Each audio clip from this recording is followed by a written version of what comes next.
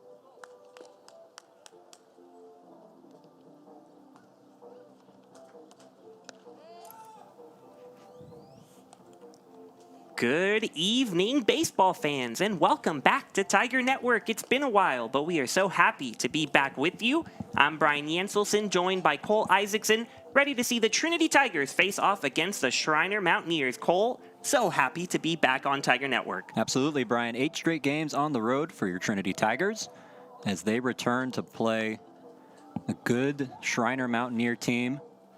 It's going to try and take them here. Should be a lot of fun.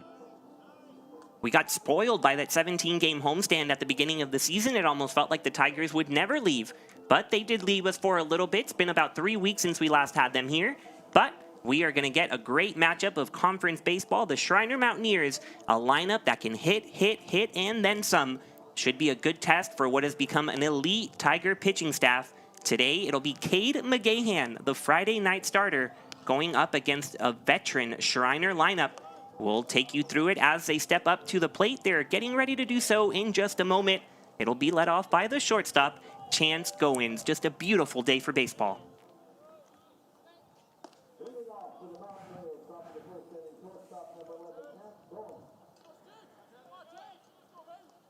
Here we go. It is just past the 6 o'clock hour, and Cade McGeean fires in a strike to start things off. Cade McGeean starting on Friday. We usually see him on Saturday. And we know he loves that breaking ball, especially in 2-strike situations, which he has right now. We'll see if he goes to it. Yeah, we had gotten used to McGeean starting either a doubleheader or that Saturday game, like you're saying, Cole. But Trinity going with a little bit of a mix-up starting last weekend at Southwestern as that one misses away. 1-2 the count after the foul ball and the miss outside. Here comes the 1-2 delivery as we get the scoreboard working for you. And we can alert you of a Cade McGeehan K.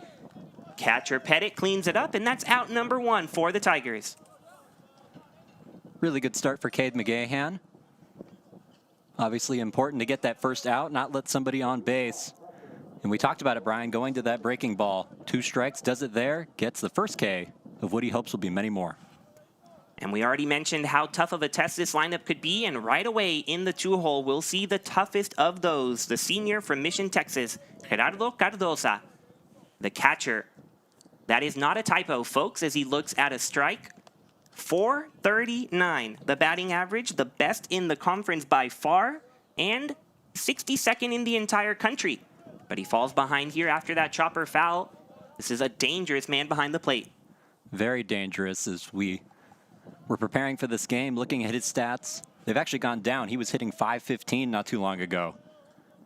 So that 439, probably a down point. McGeehan freezes him with the breaking ball. That's strike 3, 2 Ks for Cade McGeehan.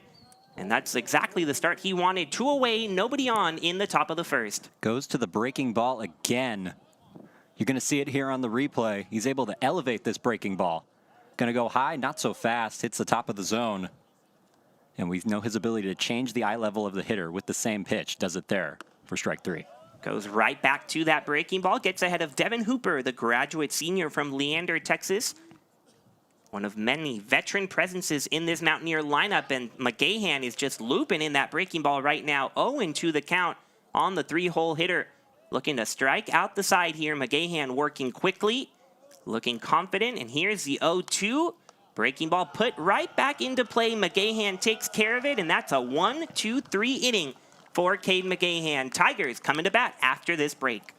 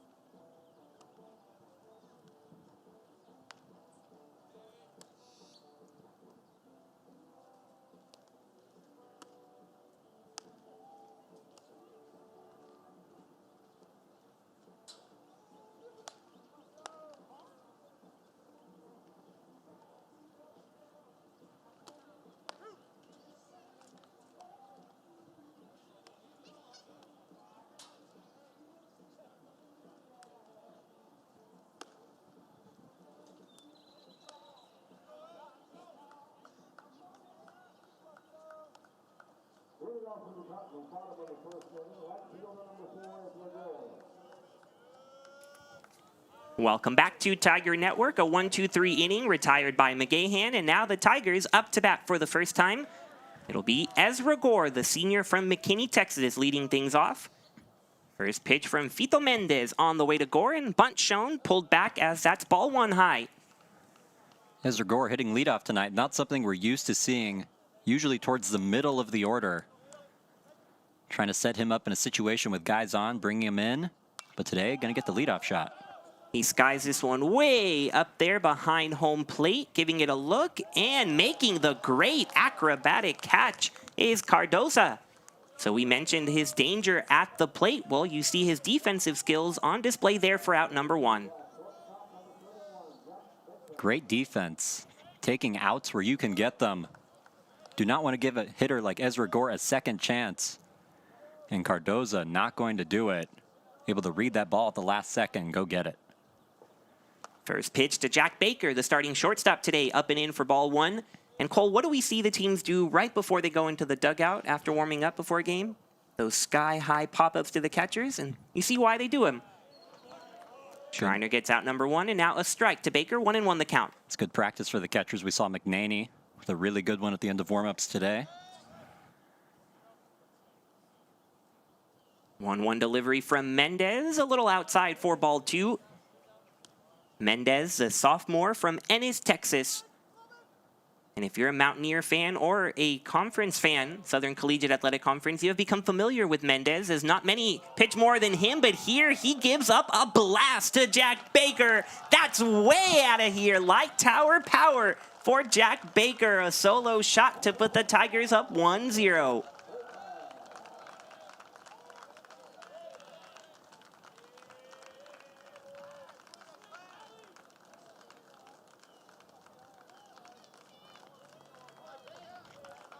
We'll get a look at this replay. It was a no-doubter.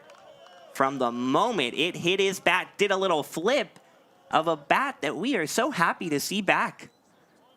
The glow stick has returned in a big way, Brian. As Jack Baker sends this one deep. He knew he got it. Pop fly foul. Mountaineers give it a look, but it's into the bullpen. Tyler Pettit, the catcher, up to bat.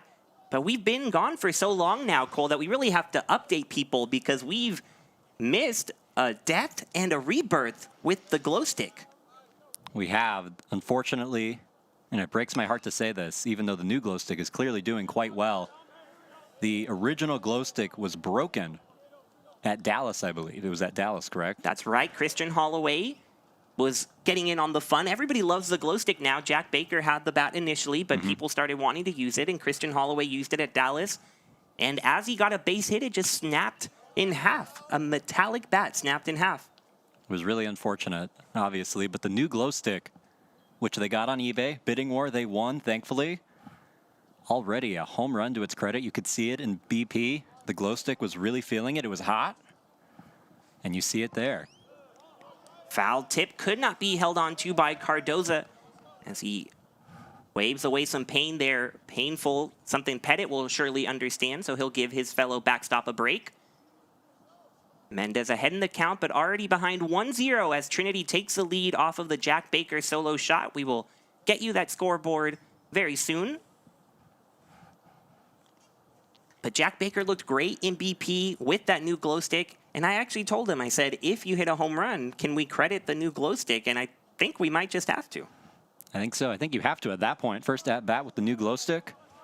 1-for-1 with a bomb. Those are pretty good numbers. 2-strike delivery. Mendez loses his hat and loses the strike zone. Pettit fighting back in this AB. But Brian, it's important to give credit where credit is due. You said it. The new glow stick, Jack Baker looking good in BP, that he was going to hit a home run. Pettit chops this one up the middle. The shortstop collects it, makes the throw on to first, and that's out number 2. Goins helping his pitcher respond after the solo homer. Now 2 away in the bottom of the first. Tigers up 1, and Ty Preston coming up to bat. It's good to see Ty Preston back in the lineup. Was dealing with a hamstring. Now back in left field. But going back to that home run, I was saying as Jack Baker was rounding the bases, you called it. You called it. Very impressive prediction by Brian Yanselson. First pitch to Preston, misses outside, ball 1. Sometimes being around this team for as long as I've gotten to be, you sense things before the game. And he was taking really good rounds, and I did have a feeling. So Jack Baker proving me right. Putting the Tigers up. Ty Preston takes strike 1. Evens up the count. You see that average at 366. It's up there. Because just about every time Preston is in the lineup, he gets on base with a hit. He has a 5-game hit streak dating back to March 18th against Austin College. But like you said, Cole, he has missed some time with that hamstring injury as he takes ball 2 inside. Tigers happy to have him back in there, and you can see the confidence by putting him in the cleanup spot. Waiting the 2-1 delivery from Mendez. Looking to go inside on the lefty, misses up and away, 3-1 the count. Early in the year, Coach Scannell called Ty Preston one of their best overall players. We know it was unfortunate that he couldn't work him into the lineup with the hamstring injury. But back in now, and Trinity hoping that he shows some of that pop. For now, he'll show some of that speed. He'll walk over to first, and he may not be there for long. He is a perfect 7 for 7 from the base pass, so we'll see if he is off and running. He draws a 2-out walk and brings up Austin Davison to the plate, the senior from Park City, Utah. Talk about pop. Austin Davidson, Trinity Tigers home run derby champion. 2 home runs opposite field. Got to be very careful around number 36. He takes strike 1 from Mendez. This being the final home series of the year, we are going to be honoring 8 seniors throughout the broadcast. They will be honored tomorrow on the field, but we will do our job to give them a spotlight, and Davison, one of those.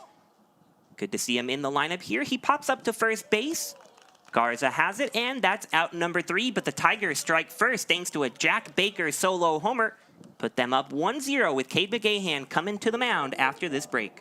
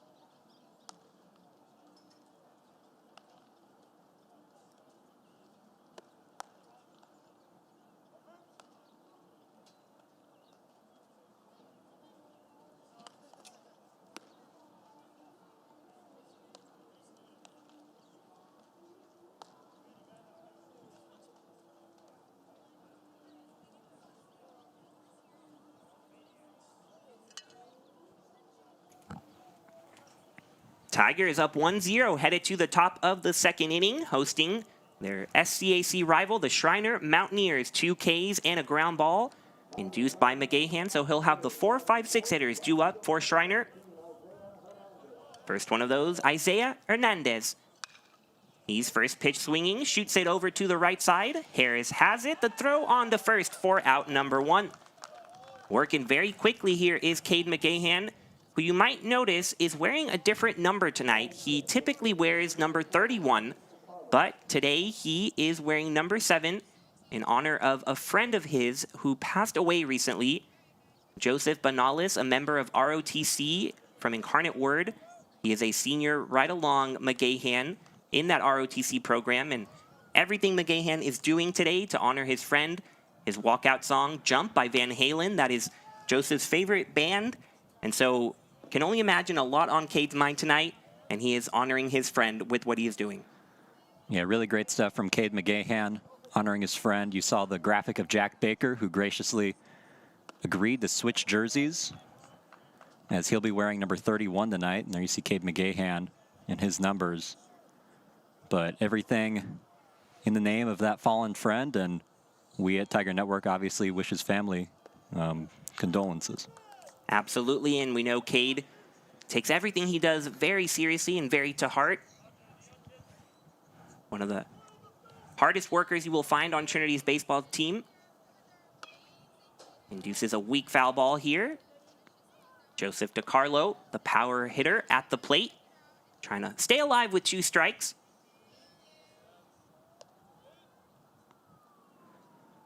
McGeehan looking to go in on DiCarlo. He certainly does, but he's able to lay off, nearly gets hit by the pitch. 3-2 the count. As Schreiner uses a very bright bat of their own, but it won't get the ball. McGeehan racking up the Ks early, 3 strikeouts out of 5 outs, and he is looking good as the Friday night starter. You see another variation of that breaking ball. This one more of a slider, going to go to the outside of the hitter. And the more variations he has of that pitch, the harder it is for somebody to hit it. Misses low to Tyler Juarez, the 6-hole hitter for Schreiner. Now the 1-0 blown past him to even it up at 1 ball, 1 strike. Junior from Pasadena trying to become the first Mountaineer to get on base. Fouls it the other way, and he falls behind. So 1-2 for McGeean, 2 away in the top of the second. Tigers up 1-0. McGeean starting tonight on this Friday evening. Joseph Chavana had gotten the mound on these Friday nights. But last week in Georgetown, as the Tigers traveled up to face the first place Southwestern Pirates, they went with McGeean on the mound, and he went 5 1/3, gave up 5 hits, just 1 run, and nearly reached his career high with 8 strikeouts. Already 3 today, and another weak grounder to second. 6 up, 6 down. Cade McGeean rolling as we head to the bottom of the second. Tigers up 1-0.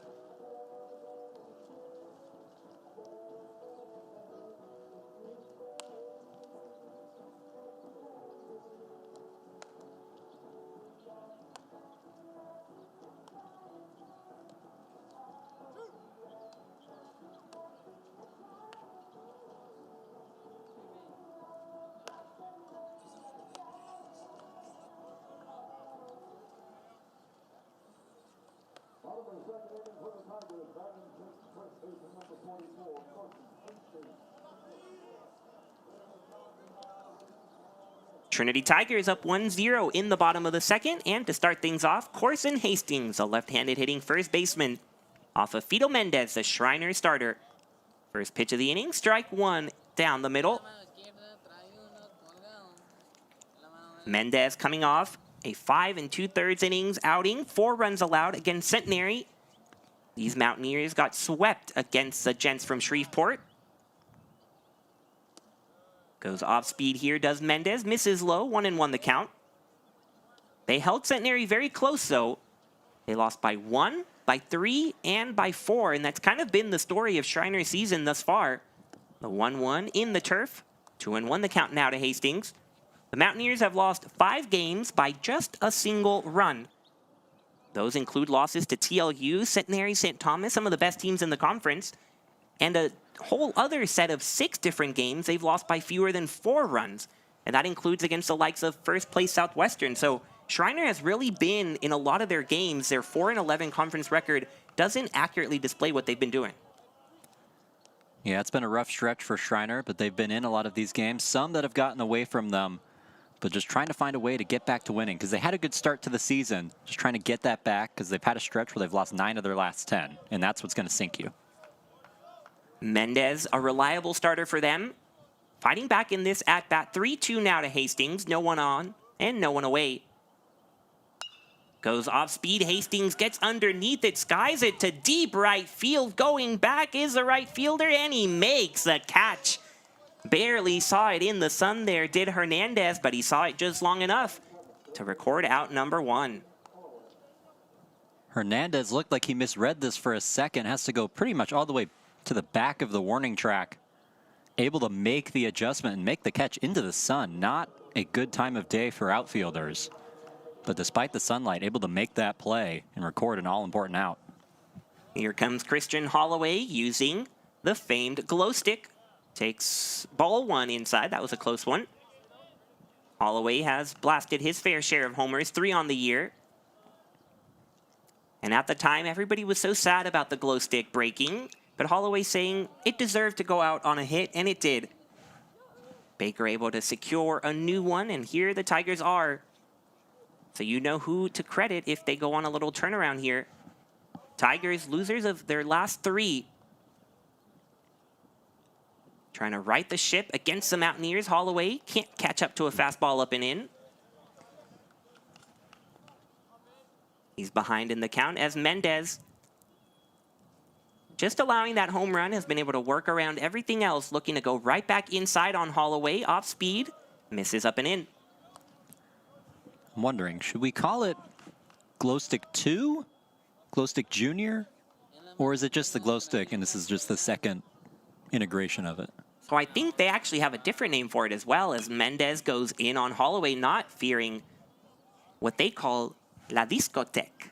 I believe that is the official name of what we have called the glow stick. Interesting. So was the first one La Discotheque too? I think so. Huh. I mean, look at it shine. There is nothing brighter on this broadcast right now than the bat Christian Holloway is holding. He's awaiting the 2-2 from Mendez. Goes with the changeup, and Holloway meets it. Pokes it out to right field for a base hit. Hernandez struggles to collect it, but Holloway will stay at first with the 1-out single. The glow stick is 2 for 2 as Christian Holloway finds a way to get this one into right field. It has powers, and Christian Holloway very good at swinging a baseball bat. He shows it there. Able to find a way to get on base and try and set up Jack Peterson, who we know has been very good in these situations. Been very good in these situations and very good all year. Lays down a bunt, but it goes foul. 0-1 to Peterson. This is Peterson's 32nd appearance and 29th start. If the Tigers have been playing, Peterson has typically been out there, roaming center field, stealing as many bases as he can, and racking up those hits. Takes one up and away for ball 1.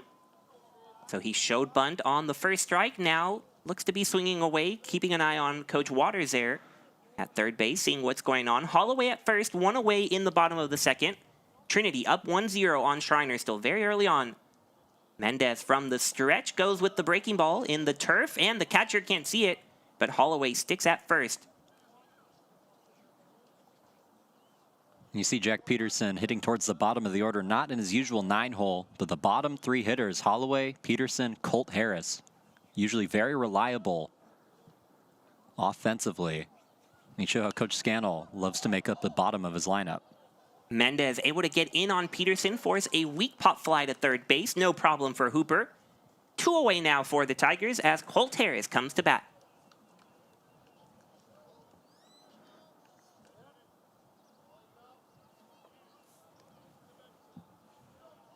Colt Harris looks to be heating up here as the weather does the same. 4 for his last 6 over the last 2 games.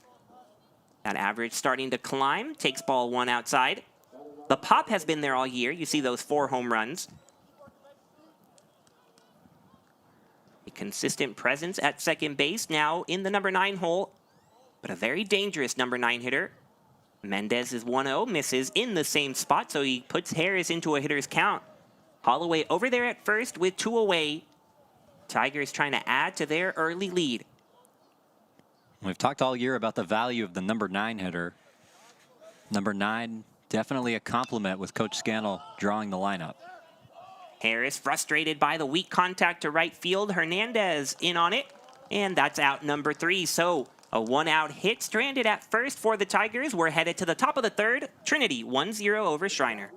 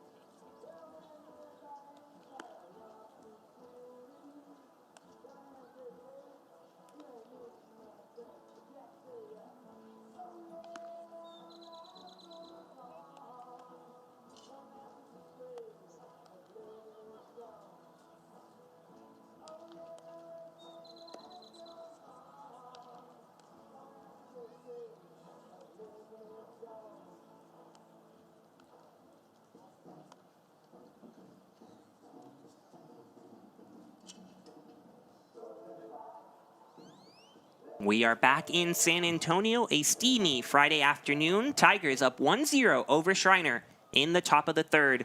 Cade McGeean has looked good so far. 6 Mountaineers up, 6 Mountaineers back to the dugout. Latest to give it a shot, the senior from Houston, Daniel Garza. Garza sends it back up the middle for the first base hit of the evening, so wasting no time. Leadoff single for Schreiner in the third. Schreiner attacking early. Had yet to have anybody on base until now, finding a way. As Cade McGeehan's breaking ball had been working on them for those past 2 innings. But getting somebody on with nobody out, maybe this can start something for the Mountaineers. Sanchez shows bunt, has to pull it back as McGeean misses high. Lots of San Antonio natives on this roster, and you see one of them here, Warren High School. He shows bunt again. It's high once more. This time it goes foul. Hastings can't quite get to it. 1-1 the count. Nobody on in the top of the third. Garza on with a leadoff single for a Schreiner team that knows how to hit the baseball. When we talked to Trinity pitching coach Dave Smith, he said, "I've been here 21 years now, and one thing has remained constant about the Mountaineers. They can hit." And the numbers back it up. .314, the batting average as a team that is #1 in the conference and in the top 100 in all of Division III. So he was not lying. Giving up an out here, pushing it down the line. McGeean gets to it. Job well done. Runner moves over with 1 away now in the third. You said it, Brian. Job done. Able to get that runner into scoring position with fewer than 2 outs. Only 1 down for the Schreiner Mountaineers. Lays down a really good bunt down the first base line. McGeean has to get to it before it goes foul.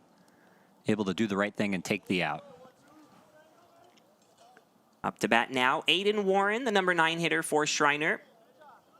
Junior out of Dripping Springs awaits the first pitch from McGeean, and he's not waiting for much. Shoots it to shortstop. Baker makes the clean throw for the second out. Runner does advance to third, but now 2 away in the inning as these Mountaineers showing aggressiveness there, swinging at several first pitches in this inning and in the game in general. Yep, swinging at that first pitch, and it's been working in this inning. Able to move that runner over to third, and now they just need that all-important 2-out RBI to tie this game. Chance Goins, the leadoff hitter. One of their better options to drive in any runner. Takes strike 1 on the breaking ball. Goins, another one of those graduate seniors, using that extra year provided by COVID eligibility. Takes strike 2 on the breaking ball. Another San Antonio native. You see Universal City there on his scorecard, but that's Judson High School. That's right here in the Alamo City. The 0-2 to him, able to lay off. 1-2 now. Pettit loves where that one was at. Yeah, good pitch, well thrown. Same pitch, he got his 3rd strikeout on. Just not chasing it this time. Going right back out there. It lands in the zone, and it froze. Goins again. That's 2 Ks on breaking balls that leave the Mountaineers speechless. So Cade McGeean able to strand a runner at third after the leadoff single, and the Tigers hold on to a 1-0 lead headed to the bottom of the third.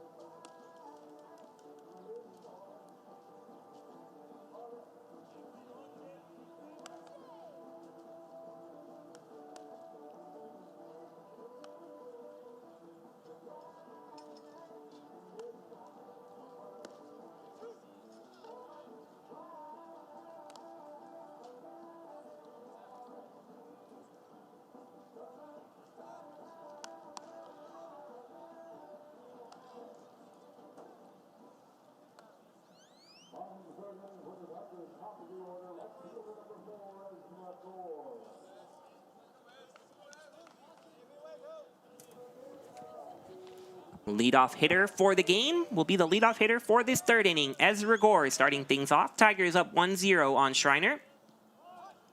Gore fakes the bunt. Mendez dives in a breaking ball, falling behind 1-0. 2 hits so far for the Tigers. The biggest one, the solo homer from Jack Baker, who's on deck.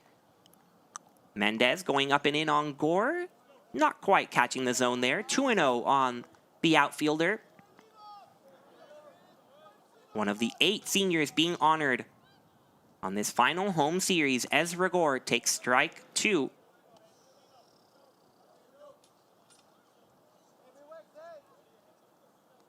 Mendez shaking off his catcher a couple of times, now ready. And look at him, fearless from going in on Gore. But that'll be ball 3. We don't often see starting pitchers work so much in the zone. They would love to, they just can't usually do it accurately. But Mendez going right at these Tiger hitters, but Gore able to lay his bat down after ball 4 and take his base. And very much like Preston, he may not be there for long. We heard Coach Scannell this week talking about the importance of walks and how that can jumpstart a team. That one, not quite the dramatic at-bat that can maybe go into 10 pitches, but Ezra Gore able to find a way to get on base and just understanding the value of just finding a way to reach. And as you said, Brian, Ezra Gore usually not there for long. Has a big lead, but not going anywhere yet as Mendez misses high. Catcher Cardoza saying, calm down a bit, take a breath. Mendez not taking much of a break, though, going right to the rubber. Reminder, Jack Baker wearing 31 instead of McGeean today. Runner is going hit and run, might have been on as the swing and a miss, and Gore is thrown out. Yes, he is. We sound shocked because it rarely happens. He had only been caught once this year, 14 for 15. But make it 14 for 16 as Cardoza continues to impress behind the plate. Finding a way to get that extra out. Getting the speedy Ezra Gore. We said he's not going to be at first base for long, and we were not lying. And thankfully for Schreiner, they knew it. Able to get him out, and the bases are all of a sudden empty.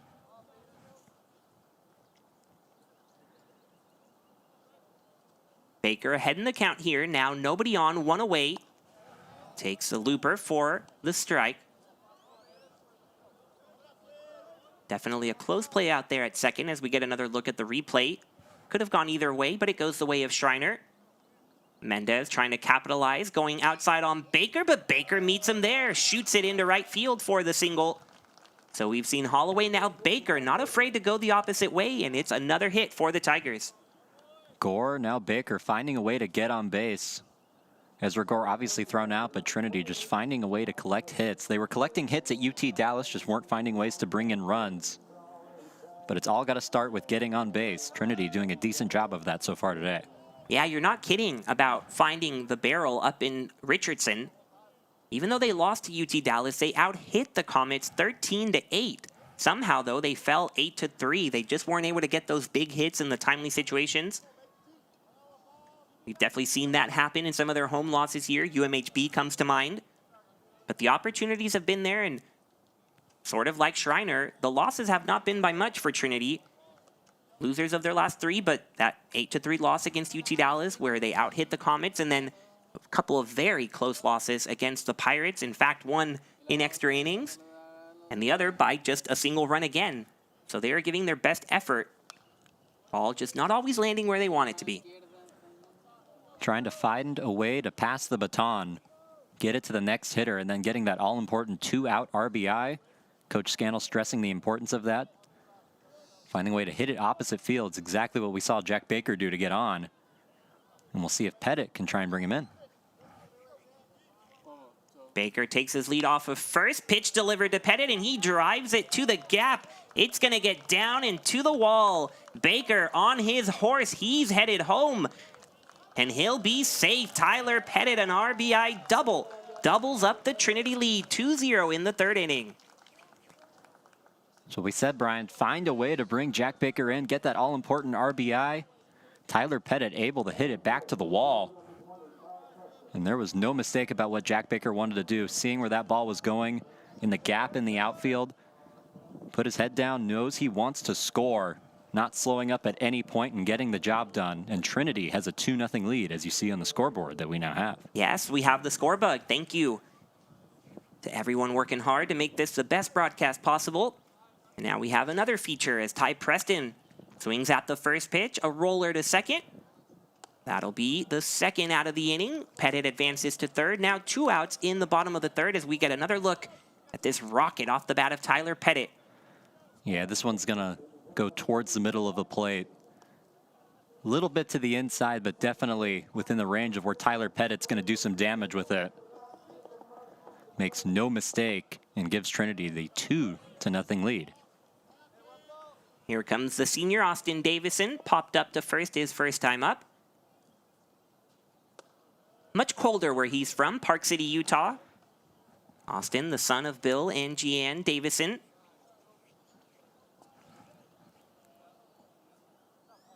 He has battled his way into the Trinity lineup, doing whatever it takes over his 4 years as he foul tips this one out of the mitt. He started his career as a catcher. Then he moved over to left field, giving that a shot, seeing if that could help his bat play. And it did. Got some more appearances last year. And now this year, as the outfield got a bit crowded, he started giving it a whirl at first base. But what it really shows is that Austin will do whatever it takes. Takes one high. Mendez wanted the third strike, but he drops his hat, and he'll have to head back to the mound for another pitch. Well, you just described, Brian, with Austin Davidson being willing to play pretty much anywhere on the field. That's just a guy who loves to play baseball. He's going to do it however he can. Here he gets around on one to short. A little bobble on the hop step, but he's able to collect it and get the third out of the inning is Goins. Another run for the Tigers. They're up 2-0 on Schreiner, headed to the fourth.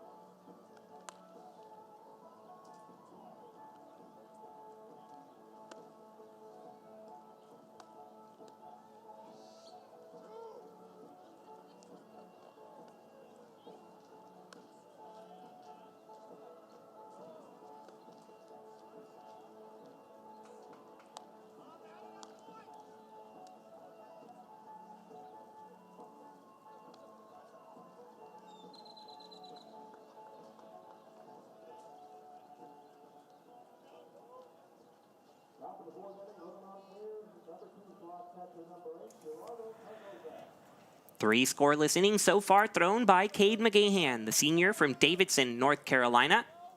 He'll start off against Cardoza, the catcher, and he gets him to swing at a pitch in the turf, so strike one. McGeean, one of those 8 seniors that will no longer be with Trinity Baseball after this season as he dots a fastball for strike 2. And of all the post-graduation plans, his is pretty awesome. He already has had it set for quite a while. We've talked about it on Tiger Network before, but it's worth recapping as he induces a weak ground out to first, covers the base, and gets the first out of the inning. Cade McGeean will be reporting to the Army.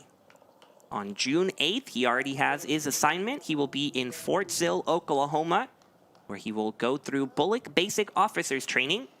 He has been in the ROTC program all 4 years here at Trinity, telling us that he has been drawn to the military for a long, long time. He has felt the urge to serve his country. And Coach Dave Smith saying it really is not talked about enough how he balances school, baseball, and ROTC. And as soon as his days at Trinity are over, he is headed to the Army. Just a remarkable show of commitment from Cade McGeean. Every Trinity student understands what being busy is like, but Cade McGeehan, a whole nother level, balancing 3 things that require pretty much all of the commitment that you have. Finding a way to devote all that different time to those 3 different aspects of his life. Very impressive. And he is going to fit right into the Army. First time you meet him, blown away by the maturity that he has. First interview that we did with him, a lot of quotable stuff, was very well spoken. And you can just tell that this is a guy that's going to do whatever he wants with his life. Trying to retire Hooper here. Pettit setting up outside. Hooper able to battle and stay alive. One of the deeper counts we've seen off of McGeehan. And the way you just described it, very similar to his pitching coach saying whatever he does end up choosing to do, he'll be amazing at it because of the commitment he shows. And his journey at Trinity has been no different. A grounder to short. Baker gobbles it up. The throw to Hastings, who able to pick it off the turf. And that's 2 outs for McGeehan with a little help from his first baseman. Ground ball is a pitcher's best friend. Able to limit that pitch count a little bit, and the defense having to play behind him. Jack Baker is wearing Cade McGeehan's usual number, able to do his job there. Isaiah Hernandez, the cleanup hitter. 2 away, nobody on for Schreiner. McGeehan keeping a very dangerous offense quite quiet. Not a big fan of that strike call was Hernandez, and he finds himself behind 0-1. And just look at McGeehan roll. He doesn't need a pitch clock. He is doing it all on his own. Getting the ball back from Pettit and firing right away. The 1-1. Breaking ball misses the top of the zone. 2 balls, 1 strike now.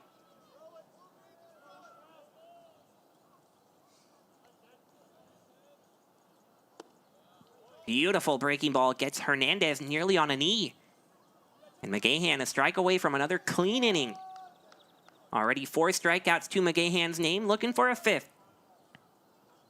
Goes with the fastball, fouled away into the net. And you see how quickly Cade McGeehan is working. Not giving the hitters any time to think about what he even might throw. Gets on the hill, quick movement, and then the delivery. Hernandez lays off the off-speed delivery there. 3-2 the count now. For McGeehan, everything starts with fastball command. From there, everything works off of that. Goes with the fastball inside, grounded to third, but that'll be a foul ball. Everyone playing out just to go through the motions in case, but he'll have to walk back to the box. Well, you see what that breaking ball does. He was very late on that fastball, and you have that command. He's expecting breaking ball because that's what he's throwing most often. He has seemingly 3 different ways to throw it. You see that one inside, but late on that fastball, and that can be a deadly combination when it comes to pitching. Hernandez doing a great job fouling off good pitches, though. Hitting nearly 300, coming off a 1-for-3 performance against Our Lady of the Lake, and he draws a walk. 2-out base runner for the Mountaineers, and they'll look to get something going with their power hitter, Joseph DiCarlo. Speaking of good performances against Our Lady of the Lake, how about 2-for-3 with 2 home runs? That's what DiCarlo drew up. Now 5 homers on the year for the junior. But nothing close to that here. A weak tapper to Cade McGeehan takes care of that. We're through 3.5. Tigers up 2-0 on their rival Mountaineers.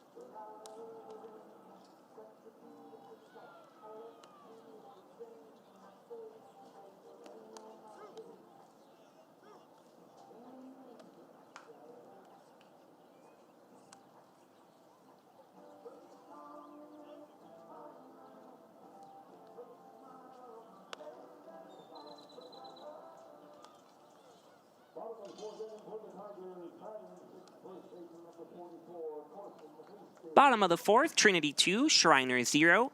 Starting pitcher, Fito Mendez still out there for the Mountaineers. He'll have to deal with Hastings, Holloway, and Peterson as the Tigers look to add to their advantage. Mendez really just a couple of hard hit balls, but not too much damage around that as he misses with ball 1 to Hastings. At the top of the broadcast said, Mountaineer fans and conference baseball fans, you are very familiar with number 15, and that is just because not many pitch more than number 15. The sophomore from Ennis leads the conference and is 9th in the country with 10 starts on the mound. He is someone who Coach Ryan Brisbane knows will give him typically at least 5 innings. Can depend on him to go on these Friday nights, and is just a sophomore, has become a go-to name for the Mountaineers. He's behind Hastings here, gets back in the count with a strike delivered down the middle. And you said it, Brian, he's only a sophomore. Plenty of opportunities to build on what he has already done. And Schreiner, we know they can hit the ball really well. Trying to get the other side of the ball to go and develop as well. He misses low for ball 4, so a leadoff walk for Hastings. But that offense is what pops open the eyes of any casual observer. But look at Mendez's numbers from a year ago, and you will be just as pleasantly surprised. His 3.38 ERA, second behind Tyler Herrera, and that's a name we know here on Tiger Network. We just saw him last time we were on the broadcast. The great lefty from Centenary, one of the best pitchers in the country, and Mendez was right behind him. And so if you're a fan from Kerrville, have a lot to be excited about from this sophomore righty.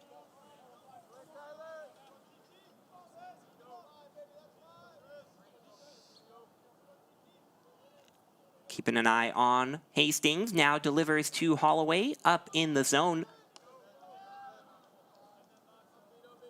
Holloway went the opposite field with a base hit his first time up.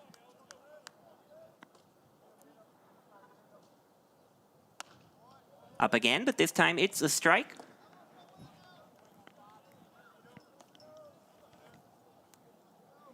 Bottom of the Trinity order, looking to get things going. Already 2 runs across thanks to a Baker homer and a Pettit double.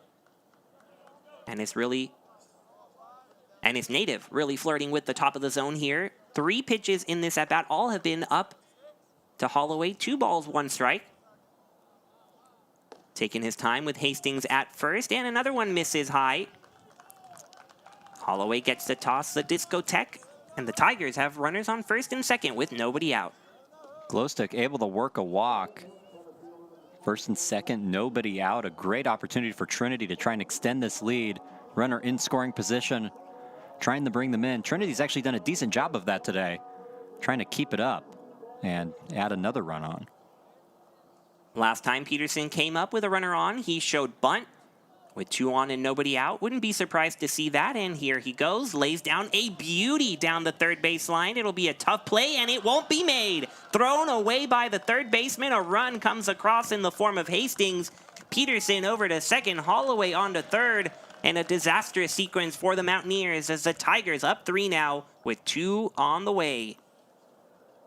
And you see the pressure that a good bunt can put on the Schreiner defense. Jack Peterson, we've seen him lay some pretty good bunts down this season. None better than that one. It's going to rush the throw, and it's going to get away, and that's what's going to allow Corson Hastings to get in and extend the Trinity lead to 3. Runners on second and third, nobody out. Tigers up 3 with Colt Harris up to bat. Mendez in a whole lot of trouble here. First pitch to Harris, down and away for ball 1. Those close losses to Centenary, especially for Schreiner, largely responsible. Some shoddy defense that they were not able to correct against the rivals from Shreveport. The 1-0 gets by the catcher Cardoza. In comes another Trinity run. And just like that, 4-0 for the Tigers. Was just getting ready to say they lost those 3 games to Centenary by a combined 7 runs. Well, 7 of those runs were unearned. So you could really blame a lot of those losses on the defense, and it's causing some problems already here for Coach Ryan Brisbane and his Mountaineers. Yeah, you're seeing the defense tonight, and when you talk about those close losses, that usually screams details, and details in baseball usually screams defense, allowing the opposition to take an extra base, giving them a free pass sometimes, and that's exactly what Schreiner's done here, as 2 Trinity runs have come in unearned.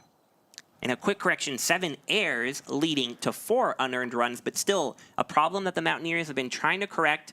And head coach Ryan Brisbane talking to his starter, trying to calm him down here as the Tigers up 4-0 now, still no one out in the bottom of the 4th. Runner on 3rd and Colt Harris up to bat. Doesn't really get much easier after this either. The lineup about to turn over. So Tigers at risk of running away with it here. They badly have been wanting an offensive explosion.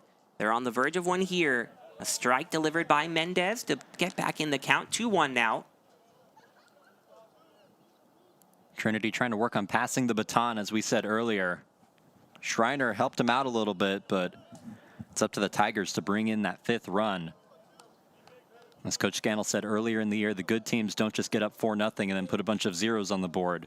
They add runs on and then bury the opposition. It's Peterson over there at 3rd. Schreiner playing the infield in. Harris lays off of one in the turf, and it's a full count now.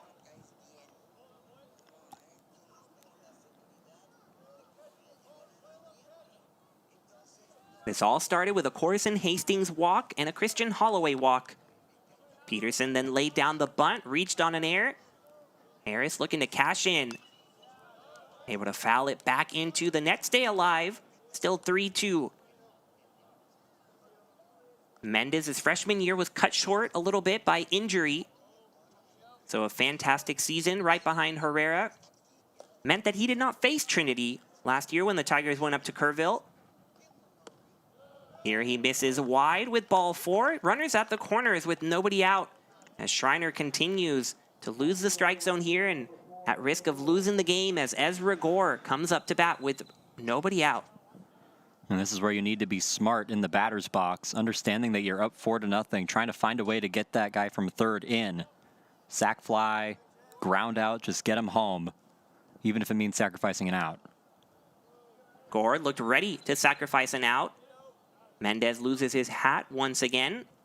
About the 3rd or 4th time we've seen that. And here comes another visit. That might be it for Mendez. We've seen these mid-count changes on Trinity's side before. We haven't really seen it from an opponent, but with the 2nd visit in the inning, that is just what we are going to get. The ever-dependable Mendez will leave with runners at the corners, nobody out in the bottom of the 4th. Tigers up 4-0 as we take a break on Tiger Network.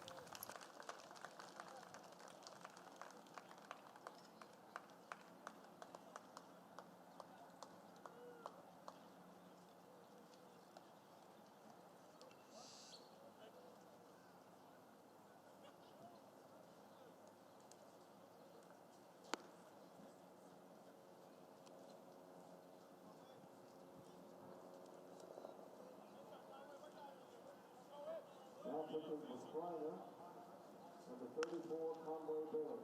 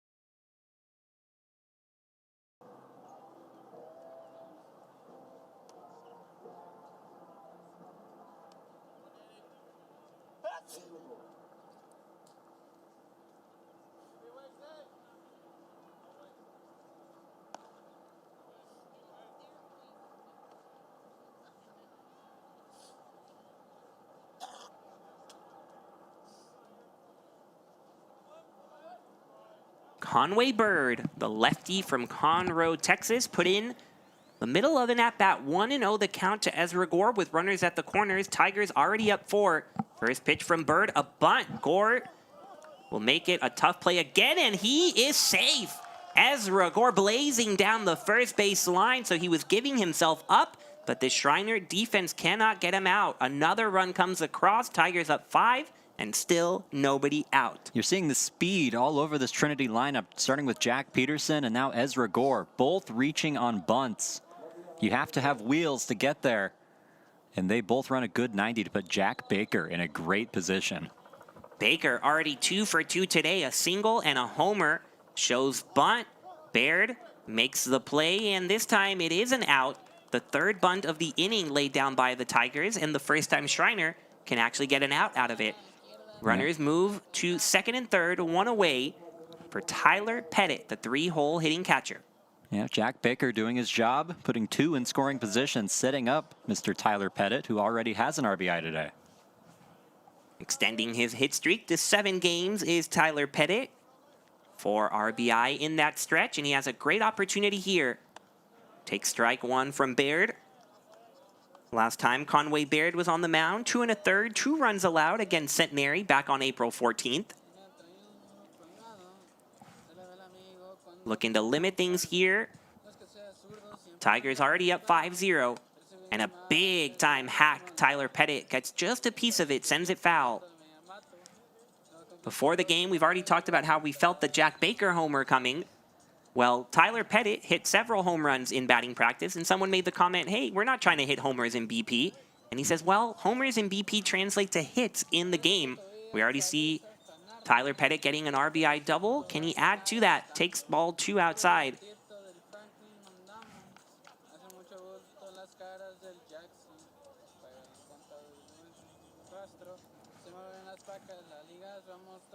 Gore at second, Harris at third. Baird's high kick delivery misses way up there. Pettit in his 6th year of playing baseball at the collegiate level, 4 of them here at Trinity. Spent the beginning of his career right across the street, University of the Incarnate Word, the Division I program. But he has made his presence felt as a Tiger. Stays alive in this at-bat after the foul ball. But he's not one of those that came from a D1 school because he wasn't doing well.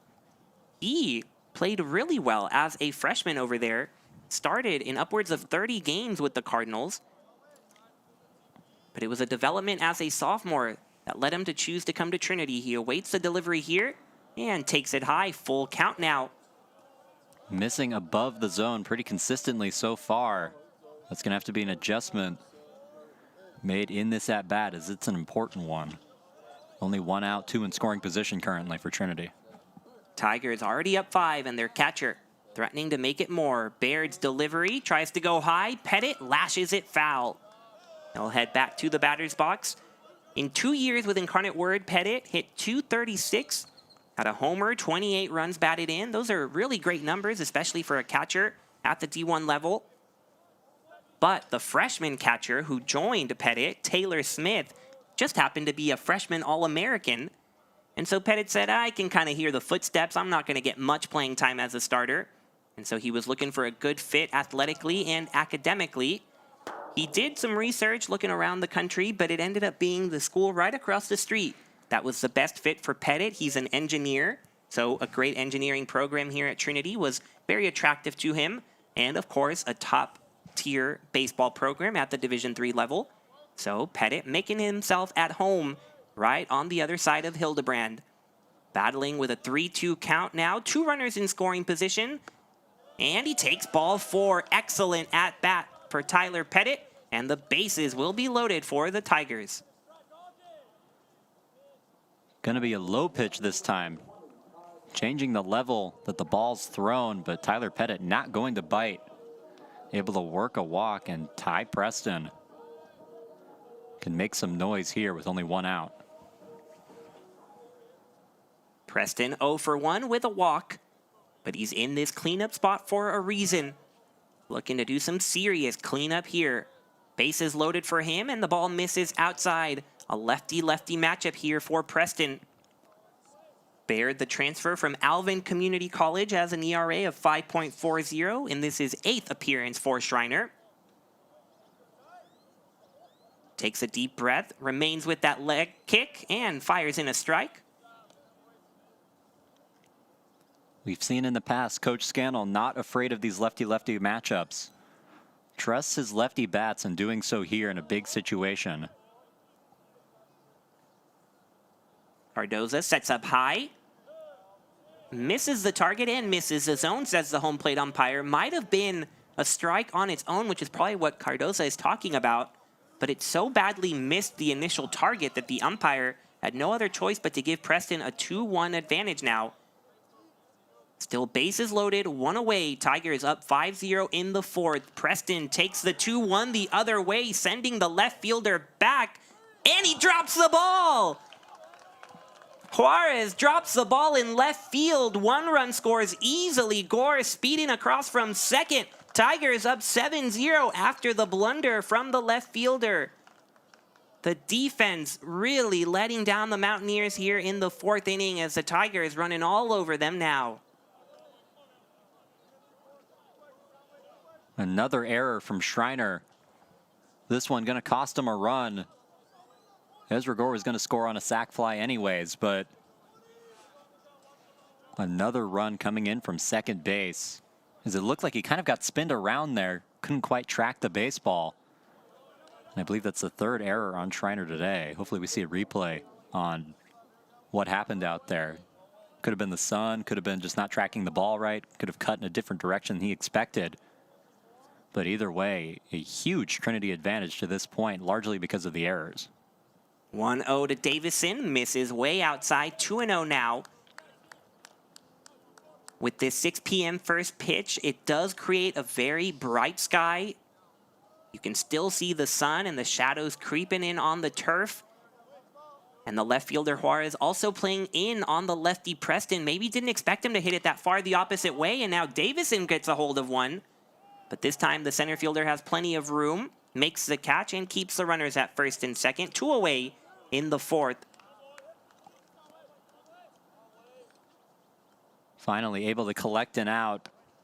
Hopefully for Schreiner, it can settle things down a little bit as this is starting to unravel. There's an 8 spots on the board for Trinity.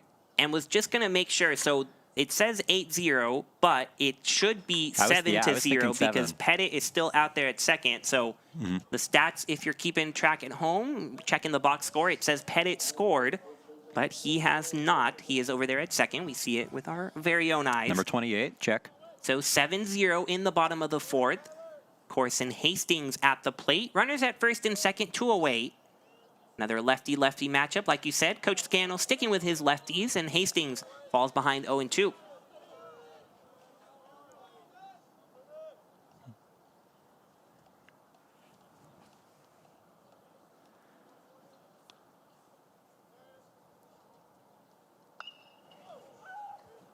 Screaming line drive towards the Tiger dugout. Making sure everybody's okay over there. Looks like they are. Corson Hastings trying to hit from behind, 0-2. Just 1 at bat against UT Dallas, 0 for 1 and 0 for 2 against Southwestern. So looking to get back in the hit column. He'll have to wait on a ball up. Oh, no, make that a strikeout. A delayed call there. Hastings looked just as confused as we were.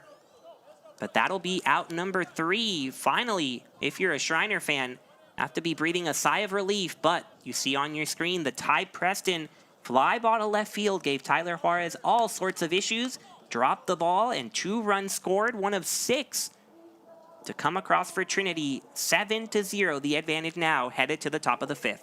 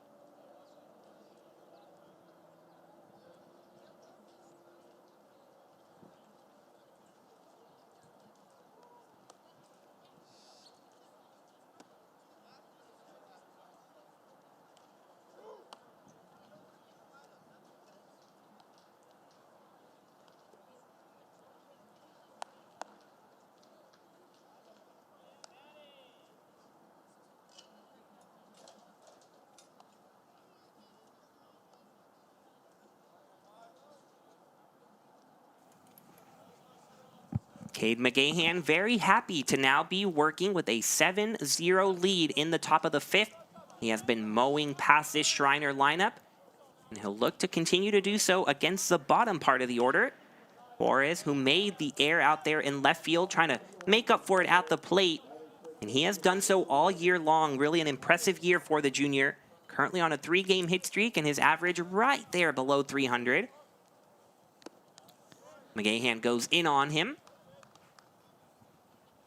3 homers also for the left fielder. Comes in from the left side and had no chance at that breaking ball. Just disappeared out of the hand of McGeean.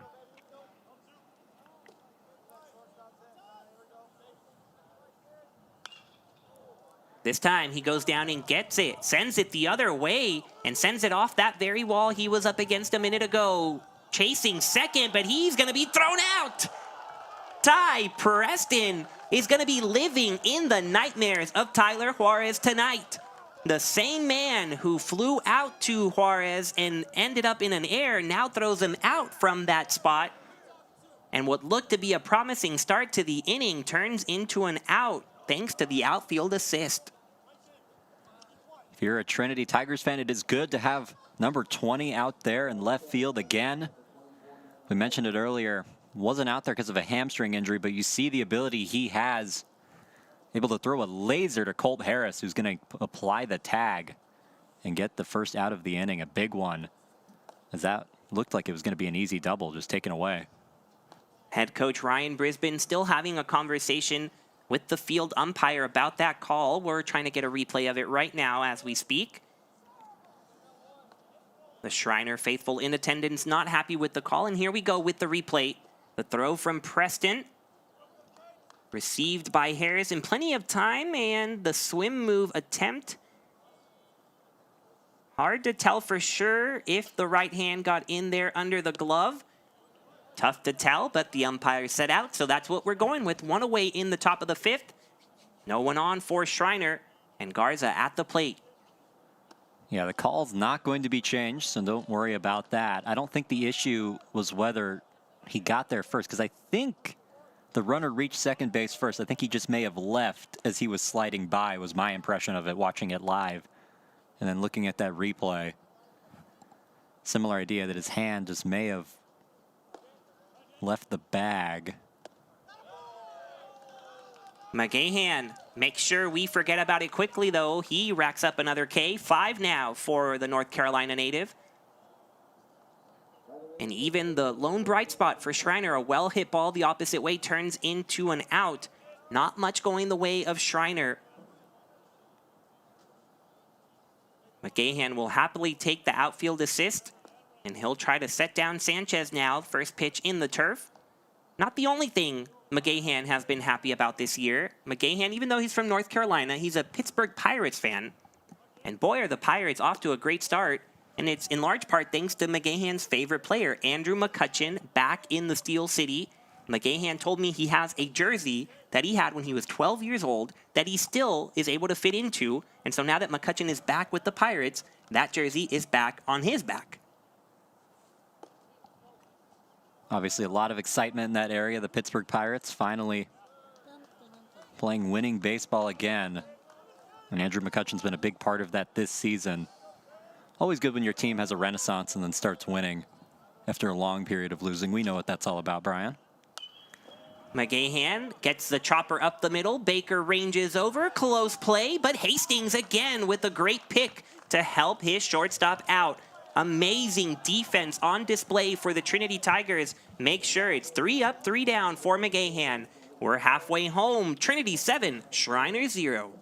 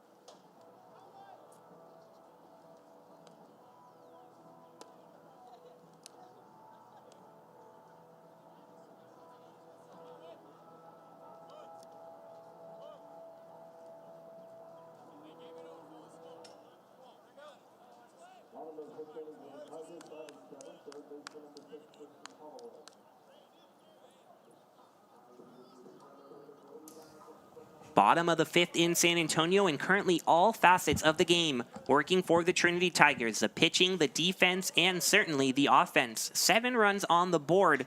Christian Holloway will look to get it going to add on to it.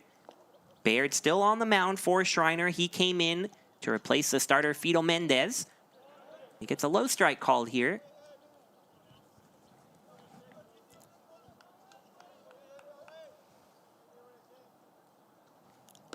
Wanted to go high on Holloway, but misses low and away.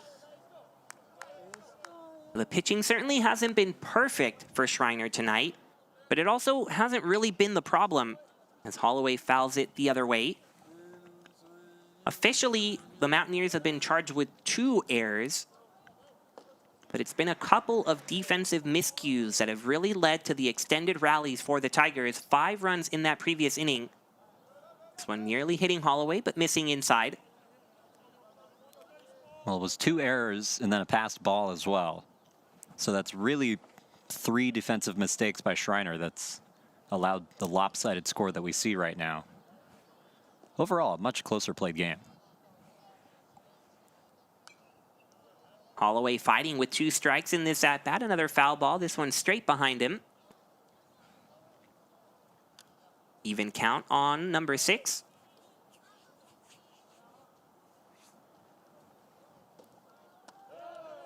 Beautiful curveball lands for a strike. Baird sets Holloway down for the first out of the inning. Great location on that curveball. You're going to see it on the replay here. Lands in that top corner. And where it started, it looked like it wasn't going to be anywhere near the magic box. Lands right at that top corner and able to collect an out on Christian Holloway and the glow stick. So up comes Jack Peterson, up and in on him for ball 1. As he so often tends to be the chaos creator. Last inning looking to sacrifice himself, move the runners over, and it turned into an errant throw. And it got the rally going for the Tigers. Ball 2 low and away to Peterson. And you saw the pressure that put on Schreiner defensively, and his bunt really what started that whole inning. Able to get on and load the bases. Has to duck out of the way of that delivery. 3-0 to Peterson, and this is the last guy Schreiner wants to put on first. We'll see if Baird challenges him with the 3-0 count. Cardoza setting up right in the middle, but Baird cannot get there. So Peterson, the freebie. You said something during that, Brian, and it got me thinking that I don't know if you know this or not. You said duck out. Did you know that Trinity has 4 ducks on campus now? You know, I have seen them on social media, and the last time I made my way up to upper campus, I did see them. Where did they come from? Because I have never seen that. I don't know. They just showed up. I'm very happy. You see, you're here for 4 years, and you still see things you don't know or expect. I'm very happy about the Ducks. I hope they stay. First pitch strike to Harris after the walk. My concern is that they'll leave when all the people are gone. There's less food around. There's people here all summer, though. There's people here, okay. Yeah, there's summer research. Lots of activities going on. Baird keeping an eye on Peterson at first, as he well should. Pickoff move keeps him close for now. Peterson, a perfect 19 for 19. So that is no fluke whatsoever. Tough to go on a lefty. Not going here, and Harris can't catch up to the fastball. Strike 2.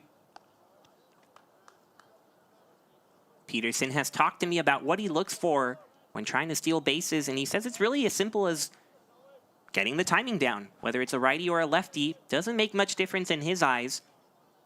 Usually takes him a couple of pitches to see what's going on. Harris, a foul ball. Peterson not going yet. Maybe a 7-0 lead is keeping him closer than he might normally be, but we've seen Trinity remain aggressive even with these big leads because you just never know, especially with a Schreiner offense that has shown the ability to climb back into games. You want every run on the board possible. Baird well ahead of Harris here. Keeping an eye on Peterson, now delivering. Harris the other way. Tough play for the right fielder, and another missed catch by Schreiner. Peterson making his way to third. He might make it all the way home. Has to tap on the brakes last minute, and he'll head back to third. Harris safely into second.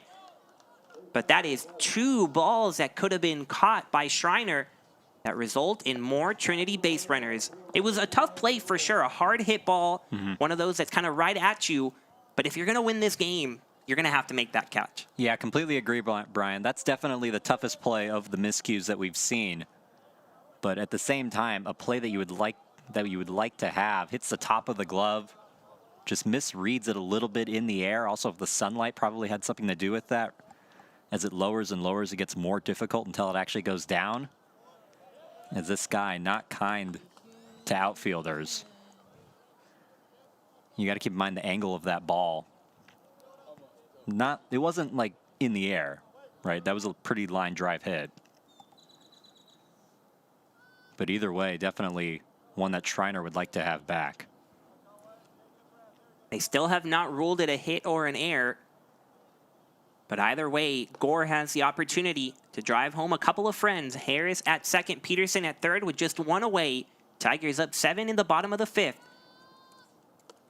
Gore takes it high, and he's ahead in the count. He's been patient today, already a walk and a run. The outfielder leads the team in runs batted in. 25 now.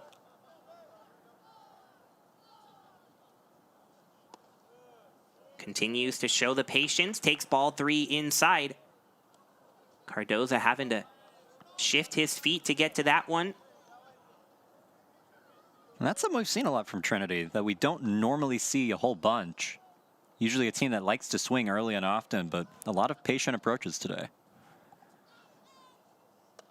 More patience there, just like he did last time. Gore just neatly leaves the bat at home, and he leaves the bases loaded for the Jack Baker. The glow stick up in a good situation. 1 down, bases loaded. Already has a home run today. And another base hit. You can correct me if I'm wrong on this, but the only time he hasn't reached was on a sacrifice. You are correct about that. Another excellent chance for Baker. 1 out, bases loaded, takes one in the turf for ball 1.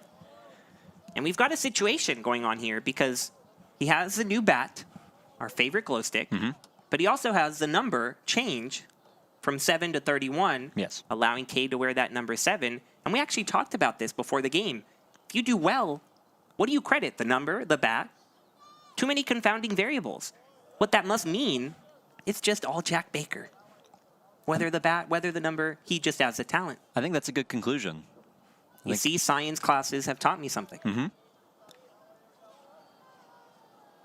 Baird trying to get out of it, but Baker not helping him out. Takes ball 2 down low. I will say that Jack Baker having one of his best performances of the year. Cade McGeean off to one of his stronger starts of the year. So that begs the question, do the numbers just stay where they are at this point?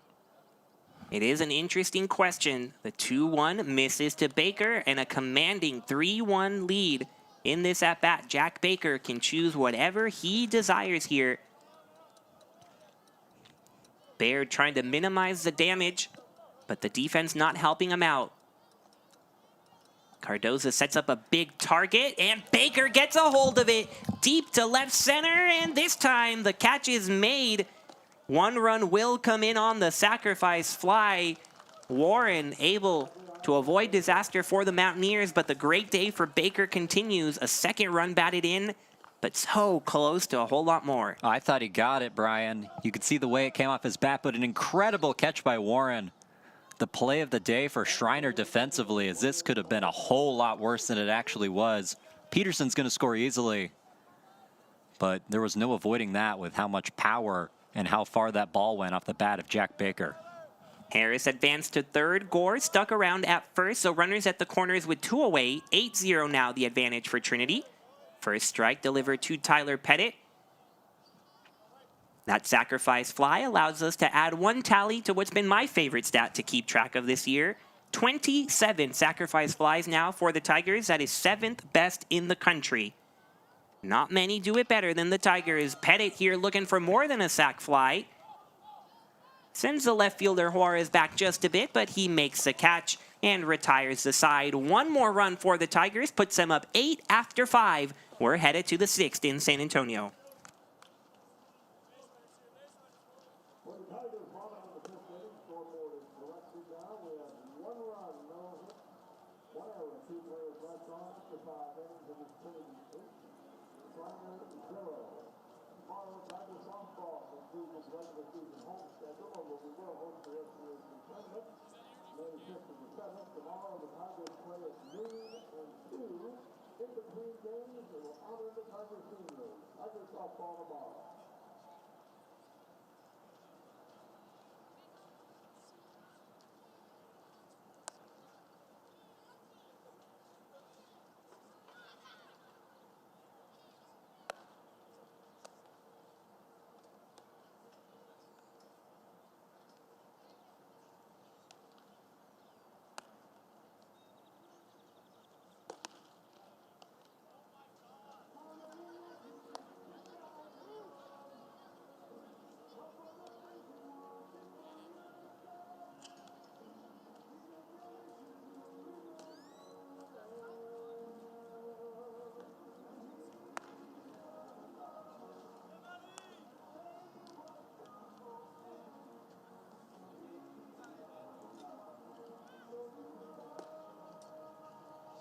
(8-0) the advantage for the Trinity Tigers in the top of the 6th. Schreiner Mountaineers looking to cut into this deficit any way they can, but it is definitely going to be an uphill battle for these Mountaineers. Cade McGeean still looking strong on the mound. 5 scoreless innings, just a hit allowed. And he gets right back to work with a swinging strike. Aiden Warren, the junior, up to bat. Aiden Warren making the great play in center field off the Jack Baker RBI. Could have been a whole lot worse for Schreiner, able to limit the damage. That's why there's only a snowman on the board for Trinity, the 8th spot. 1-1 from McGeean turns into 1-2, a swinging strike on the curveball. McGeean showing total domination on this Friday evening. The 1-2 misses up and away, even count now as Pettit tells him to just correct the delivery a bit. Maybe lost his front shoulder there. The 2-2 now. Breaking ball just misses, now a full count to the number 9 hitter.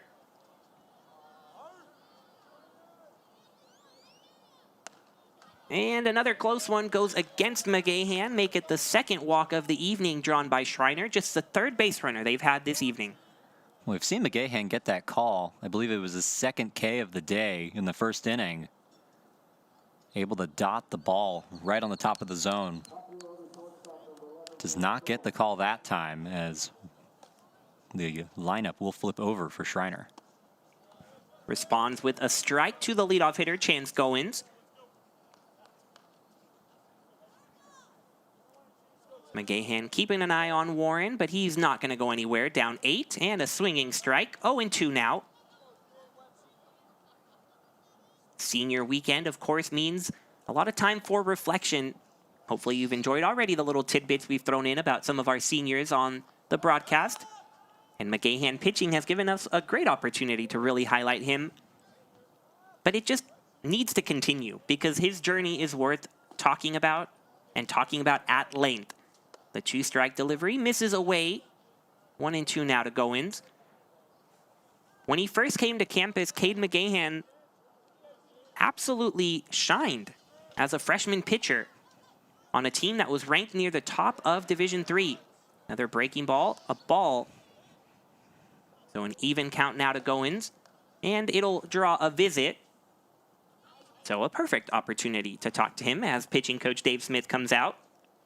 But as a freshman, Cole, which it's not very common not only to just play as a freshman, but to pitch as a freshman here in San Antonio, but Cade McGeean pitched, and he threw 18 2/3 innings, gave up just 2 earned runs. That is good enough for an ERA of .96. That's right, .96. He was about to start on a Friday night, but as a freshman, that was the COVID season. Coronavirus cut that season short. And then as a sophomore and as a junior, Cade couldn't quite get back to that level. He had an ERA over 5, and coming into the senior year, he really put in the work, wanting to make his senior year special. And what has it led to? A 2.7 ERA, the 5th best in the conference, and now the title of Friday night starter. He said himself, lots of peaks and valleys. He could have never predicted his journey, but it has been a journey worth taking. A strikeout for McGeean, and now 1 away in the top of the 6th. Well, you could see how much better he was just from the first time we saw him pitch. We were mock calling the Winter World Series game where him and Joe went up against each other. And you just see the arsenal that he had and how effective he was on the mound. And you just kind of knew that he would work his way into this position. He just kept doing what he was doing. That really was the first sign of it. He just went toe-to-toe with Joseph Chavana, who had been the Friday night starter and is still an integral part of the Tigers' rotation, just coming out of the bullpen in Southwestern, likely where we'll see him today. But when you see what Cade McGeean has been doing tonight and all year long, there's really no denying that he deserves this spot.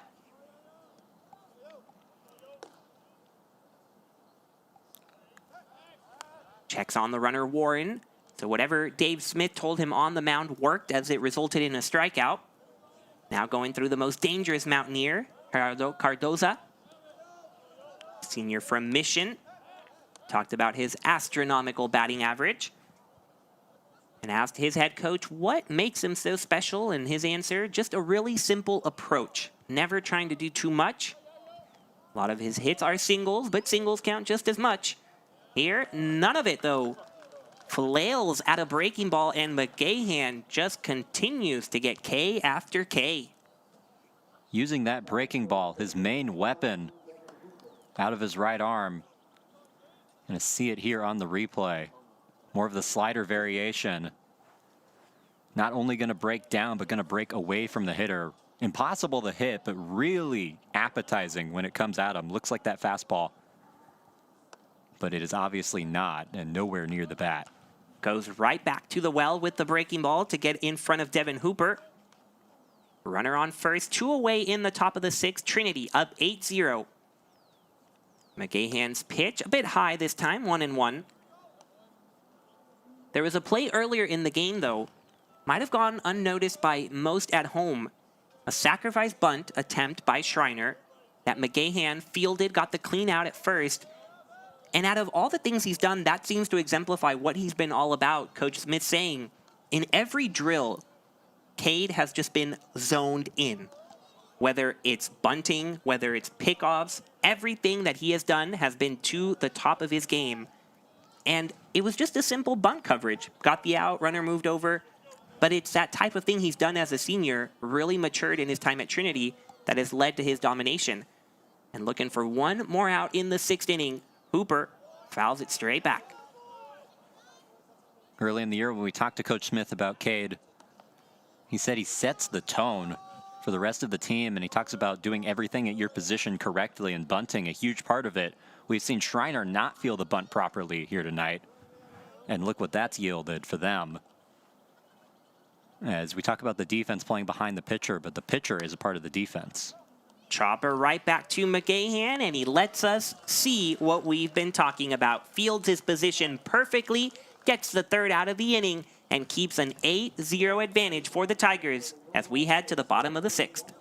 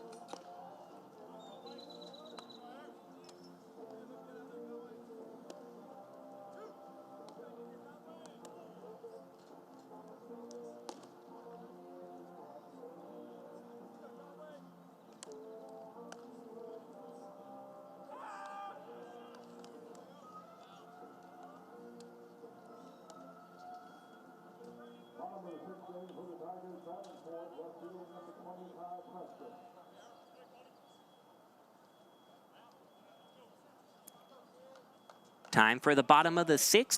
Trinity up 8-0. And if they push a couple across, this could end in 7. A reminder that there is a 10-run rule in effect in conference games. We were a little caught off guard the first time that happened against Austin College because non-conference games don't have that rule. But this is SCAC play. So the Tigers have had a couple of mercy rule wins. Maybe another one tonight as Preston leads off the 6th. Last time we saw Ty Preston, bases loaded, was helped out by an error. Able to drive in 2 runs, I believe, from that whole sequence. Officially 0 for 2 with a walk, but like you said, that error resulting in 2 runs. Nearly a walk, but the umpire keeps him in the box with that strike called.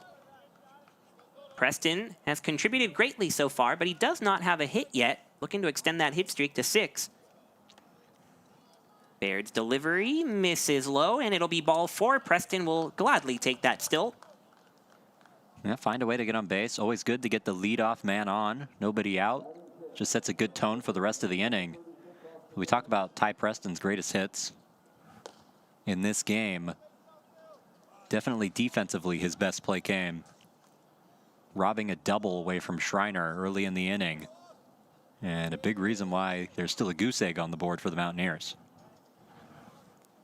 Massive lead for Preston off of first. Not going anywhere as the strike in there to Davison. Davison not wearing any batting gloves. Little throwback to Jack Wisniewski, who was here for 5 years and never wore batting gloves. Pickoff attempt sends Preston diving in safely to first. Everyone looking towards third base to see what the call is.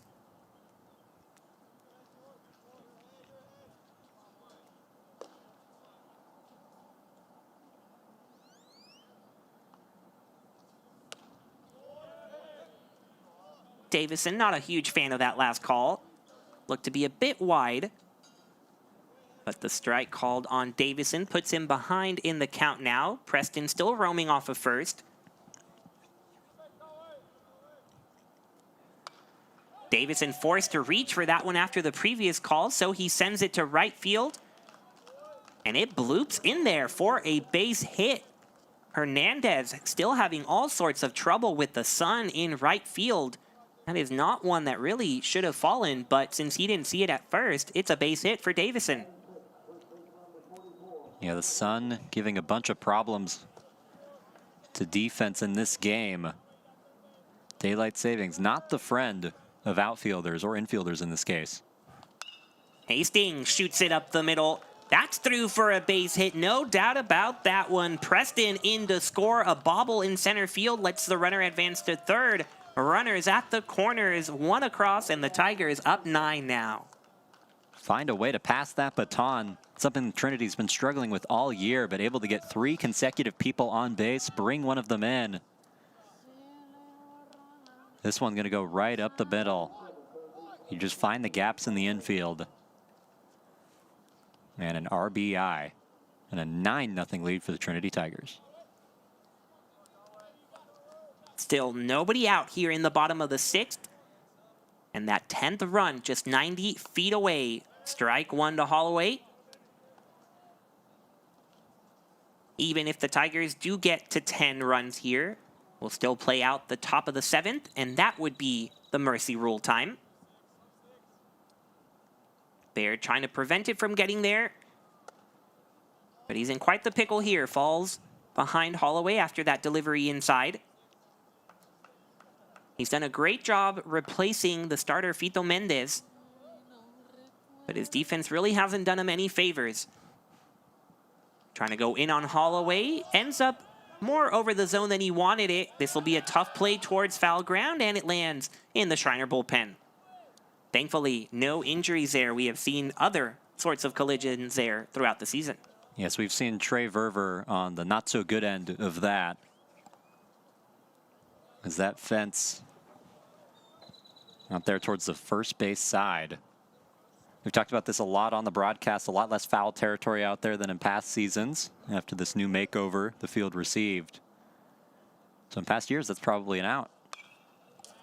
Holloway, another foul ball. This one, no doubt about being out of play.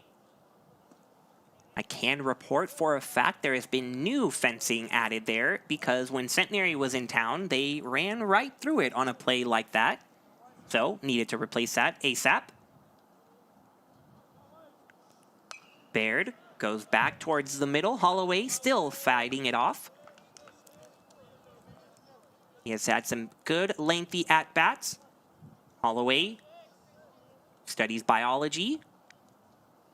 Working hard on the end of his semester. Said he has a presentation on Monday, another presentation on Tuesday, but first, runners at the corners in the 6th.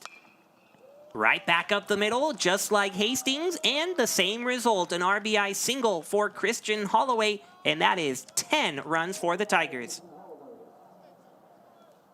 Trinity continuing to get consecutive hits. As you said, Brian, once again, right up the middle, breaking ball, going to leak towards the middle of the plate. Holloway making no mistake about it as the glow stick adds another hit to its credit. And it adds another victim to its list as it sends the pitcher out of here. It means the Tigers up 10-0 with nobody out in the bottom of the 6th. A new pitcher on the way for Schreiner. That is Justin Gallegos, the San Antonio native. But we'll stick around right here, Cole, because we've talked about how you're not from here. You're from Colorado. Mm-hmm. So when you hear the term fiesta, what do you think about? Party. Party. Literal translation. Literal. Do you know what fiesta means to San Antonio, though? I know the concept, yes. It's like your Mardi Gras, from what I understand. Is that a good description? That's a pretty good comparison, okay. Yeah. You know, I always struggle with how to describe it to people because they're like, what is fiesta? And I think that's pretty good. Okay. It really is pretty much a 10-day party in San Antonio, and it kicked off yesterday with Fiesta Downtown, although it was kind of ruined by that big storm we had. But tonight could also be considered the start of Fiesta because a lot of festivities happening. Alamo Heights night just across the street at the University of the Incarnate Word. And so you're just a freshman, Cole. You have 4 years to enjoy this. First thing on your to-do list, chicken on a stick. Chicken on a stick. Write it down. You need to write it down. Okay. Let me find the paper. Get the pen. Thank you. It's very important, you know. Got to get that fried chicken on a stick. If you want jalapeno on top, that's perfectly fine. But that should be first priority. Then if you get yourself a cascarón, that's an egg with confetti that you can crack on people's heads. Oh, my roommate did that to me. Ah, there you go. So you have personal experience. It wasn't for Fiesta. It was for something else. He did that, though. And there was confetti all over my bed. So you were celebrating Fiesta and you just had no idea. I had no idea. I was on the outside looking in on that one. Yeah, I mean, the Tigers, though, really kicking off Fiesta with a bang, 10 runs. And they're looking to add even more with runners at first and second, nobody out after this pitching change. And if this game ends early enough, maybe these Tigers can make it to some Fiesta events in the city. Being right in the heart of San Antonio, Trinity's campus, just a mile from the Pearl, 2 miles from downtown San Antonio. All sorts of things happening around us. Peterson takes ball 1 from Gallegos, a sophomore from McCullum High School. I'm sure he knows all about Fiesta. And the last time he came on to pitch, a very solid outing. 3 innings, no runs allowed against Centenary. That was on Sunday. Peterson goes out and flicks it to right center field. Hernandez comes in to make the catch. Some confusion here on if he actually made the grab, and now a rundown between second and third. Peterson makes his way into second, so that seems to say it was a hit. But Holloway, confused, just like we were, will be out on the base paths. Very tough to see as the shadows now overtaking the field, but it did drop in front of Hernandez. And so 1 away, runners at second and third. 10 runs still on the board for the Tigers. A smart play by Jack Peterson, seeing that Holloway was caught in the pickle, that all of their attention was surrounded on him, taking that extra base. Some eggs broken, but a good omelet made out of it. First pitch strike to Colt Harris. Tiger hitters haven't been too pleased with some of these outside strikes. But Gallegos taking full advantage, getting ahead of the second baseman.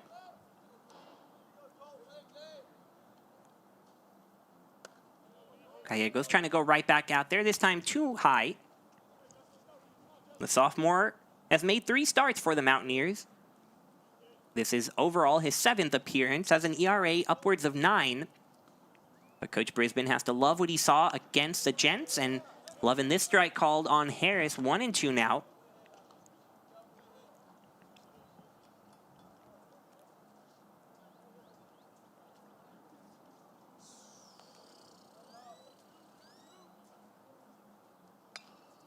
Harris gets a piece of it, nearly on the turf, but he stays in the batter's box. 1-2 the count. Very impressive that he was able to touch that, as that was below his knees at that point. That was a shin level ball.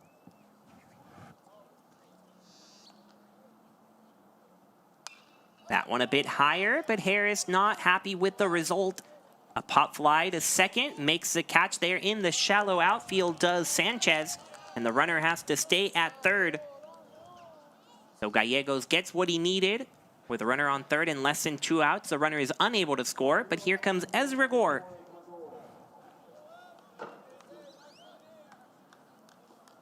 Well, we've mentioned that he leads the team in RBIs. An opportunity to add on to that.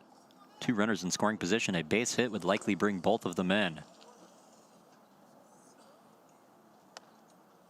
Lays off a breaking ball, upstairs for ball 1. That's kind of an interesting, it's almost like an in-between area. We've seen that top of the zone called both ways, I think.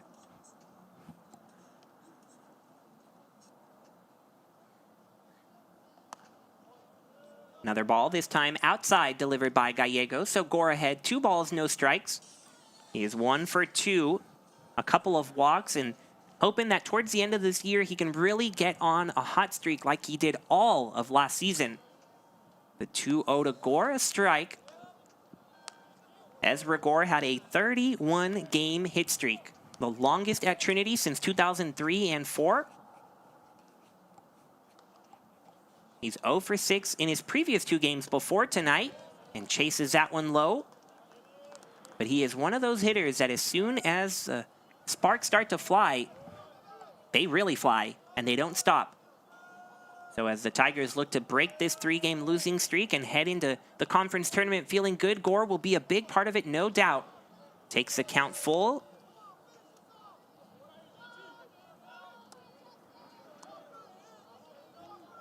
Two away in the bottom of the 6th. Trinity up 10 on Schreiner this opening night of a 3-game set. The 3-2 from Gallegos, ball 4. 3 walks drawn by Ezra Gore. So even if the hits haven't been there of late, the good eye remains for the senior. 3 different pitchers, and it feels like they've all tried to attack him the same way, trying to get breaking stuff to the outside. But Ezra Gore not biting. And his 3rd walk of the day will load the bases once again for Jack Baker. It really seems like this night is just leading us to Jack Baker over and over again. 2 for 2, 2 runs scored, 2 runs batted in, and here he is with the bases loaded again. Ball 1 delivered to Baker. Everyone got quite excited off of his last line drive. Looked like it might drive in a few. It turned into a sacrifice fly with the bases loaded. What does he have in store this time in the 6th? Chases one outside, strike 1. Good pitch there. Really hard break towards the end. A late break looked like a good pitch to hit, but then it's just going to dive out of the way. Baker, the junior from Sugar Land, Texas, having himself a sweet night. Takes ball 2 outside, 2-1 now. He got a hit a couple of days ago against UT Dallas. That was his first base knock since March 26th. Now a couple more tonight. Seems like a good candidate to get on a roll. The 2-1 from Gallegos to Baker. Another close one that goes against the Tiger hitter, and Baker can do nothing but smile on that strike call. 2-2 now with the bases loaded and 2 away.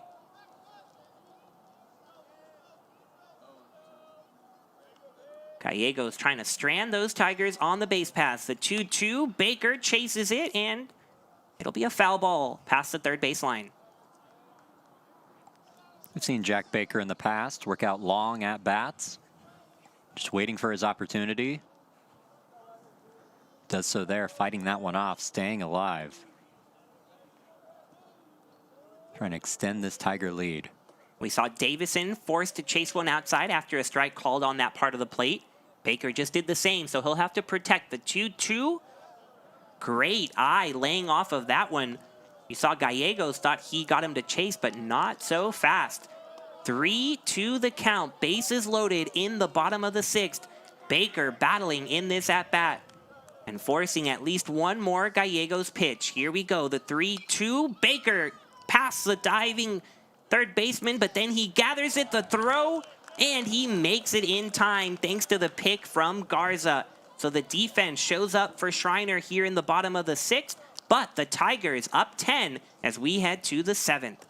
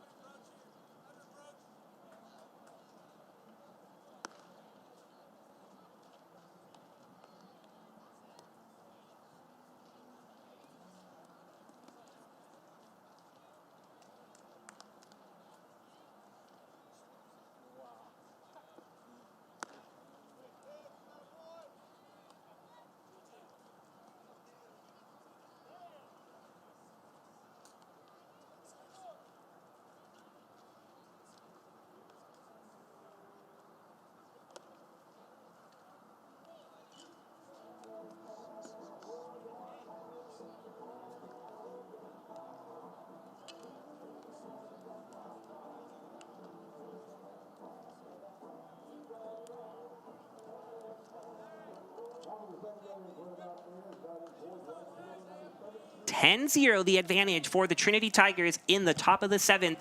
And if Schreiner can't get a run across, that will be it, a mercy rule. And Cade McGeean would be credited with the complete game shutout. Starts off with a strike to Isaiah Hernandez. The senior really celebrating senior night tonight. A swinging strike, 0-2 now. It's been a pleasure to call Cade McGeehan's career here on Tiger Network. 0-2, check swing. Did not go around. 1-2 now. Pitching coach Dave Smith really talking about that journey we've described that McGeean went on from a dominant freshman, little bit of a rough patch as a sophomore and junior, but now right back to being a Friday night starter. Saying it's a journey that he will reflect on for many, many years because it's taught him a lot about how to handle pressure, how to handle ups and downs, especially through a pandemic that just threw another wrench into that. But the pitching coach knows the pitcher the best, and he has been honored to call Cade McGeean his starting pitcher. Yeah, it's a great story from Cade McGeean, the adversity, the ability to bounce back. I talked about maturity that he shows, that you see the first time meeting him. I'm assuming that that helped him along the way. Ground ball to shortstop. Baker has it. Throw on to Hastings, a bit high this time, but Hastings has done a marvelous job at first. First out of the seventh, retired. So the defense continues to play behind Cade McGeean. In his last home start as a Trinity Tiger, Baker able to collect that one. And Hastings with the good play, but the maturity of Cade McGeean, I'm assuming helping him through that adversity. As we touched on earlier, freshman year, absolutely exceptional ERA below 1, but then not quite the subsequent years he had hoped for. But then just to be at this point, be Friday night starter, just shows the adversity and the perseverance that he has. And I got to ask Cade this week, what is it that you think you'll miss the most about Trinity as a school and Trinity, a baseball program, as he blows a fastball past the number 5 hitter here. DeCarlo couldn't catch up to it. So McGeean looking for another strikeout, but McGeehan's answer shows just the type of person he is. He said he'll miss the people the most. Gets a grounder to third. Hastings catches it for the second out. He says he's built friendships that will last a lifetime, no doubt about it. And even though his time on Tiger Network is approaching an end with one away from a Mercy Rule win, there's still so much left to accomplish for Cade McGeehan and the Tigers. And that's something that head coach Tim Scannell talked about when regards to senior night, is he says he doesn't quite love the concept of senior night during a game at this point because you're reflecting before it's over. The Tigers still want to win the conference. They still want to get to the NCAA tournament, and they want to get back to Iowa, to the World Series. But it's a great time to at least look back and acknowledge and celebrate what a senior like Cade McGeehan has done. Last home series, last opportunity that you have the time to reflect in your home ballpark. So obviously the only chance they have. A pop fly here to center field. Peterson under it. And what a senior night it is for Cade McGeehan. A complete game shutout. Absolutely quieting a Schreiner offense that leads the conference in batting average. You see a big hug between McGeehan and his pitching coach, Dave Smith. And all of this in honor of his friend, Joseph, who passed away very recently, changed his jersey number, changed his walk-up song, and we know how much this must mean to Cade McGeehan. What a way to go out. Complete game shutout, a one-hit performance. It's difficult to imagine it ending any better here at Trinity, as the Tigers will take this complete performance and try and build on it. But there's no doubt about it, this night is all about Cade McGeehan. And what a story he's written. He's told us from the very beginning of this season that he visualizes himself doing something thousands of times so that when he finally gets to that moment, he's not stressed, he's not worried, he always is calm and confident because he knows that in his mind, he has already done it and succeeded. Well, Cade, I hope you visualized a 10-0 shutout of an explosive offense because that is just what you accomplished. A masterful performance on senior night. And let's not forget about the Trinity offense. 10 runs on 9 hits. Jack Baker, the star on that end, 2 for 3 with a homer. Added Holloway 2 for 3 with an RBI as well. Really lots of performances to look at. Schreiner's defense certainly aiding in that as well. But from the pitching to the defense to the offense, a dominant performance for the Trinity Tigers. Dominant performance, well-deserved 10-0 victory, and a great bounce back, having lost 3 in a row on the back part of 8 straight road games, coming back home with a bang. And the Trinity Tigers trying to continue this momentum into the doubleheader tomorrow. We've got 2 more, Cole. Got to make them count. That's tomorrow at 1 p.m., followed shortly after by the second end of a doubleheader. It's scheduled for 4. But if it goes like this, we just finished a game in under 2 hours. Rob Manfred, if you need some advice on pitch clocks and how to speed up the game, just give the Tigers a call. A neat and tidy win in under 2 hours, 10-0 over the Schreiner Mountaineers.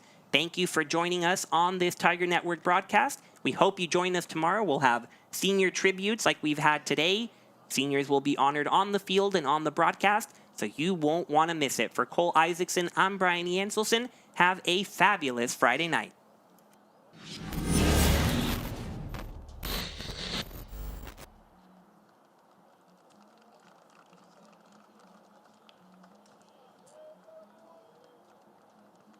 I'm San Antonio Mayor Ron Nirenberg.